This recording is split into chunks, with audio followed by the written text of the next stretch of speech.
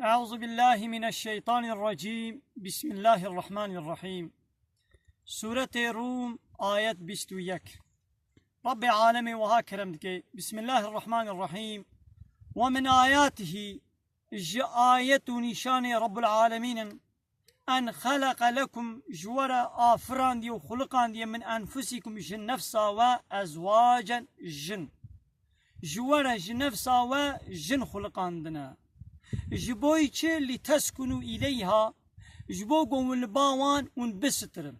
ونباوا بسكنن هدان وصبرا ولجموان بيرك وجني ووري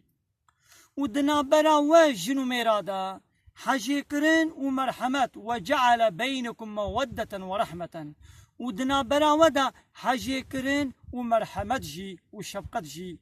تشكريا إن في ذلك محقق دفيادا لآيات قالك آية نيشان درس عبرت هنا لقوم يتفكرون كو ملك قومك قوش خورا بفكرن وآقل خوا بشغلين وعدي قو أمل السرفي بفكرن قال براسي جامي قالك آيات هيدا بينن يكشفان آياتا حاجي كرنو مرحمت دنا برا جنو ميلا تاني دا چيد بي وعدي قو نا بحلالي بي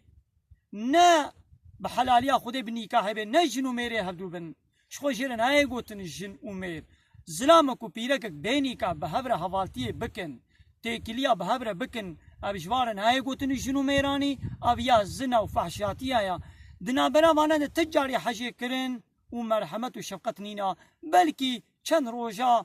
خوش الخوشيا خود چن وزماني خب هبرة درباس كن تاليا تالي تعلقنا برامان دنينا لبلي حاجي كرن ومرحمة نبرا جنو ميرادا ند دنيا تنيدا بردوام پشت حياة آخرتي دي جنة ديجي اف جنو ميراني اف حياة جنو ميراني بردوام دكي اما يدجي تشويقا مچيت كي لسر زواجي قو لازم الزلام وبيرك مسلمان نزوجي وعذاب نمينن بلا بزوجن وبلا نطرسنجي قو بي ولام نازوجن اما فقيرن آية كدني اخوة تعالى بويش فضل اخوة ازيوانا زنجين بكم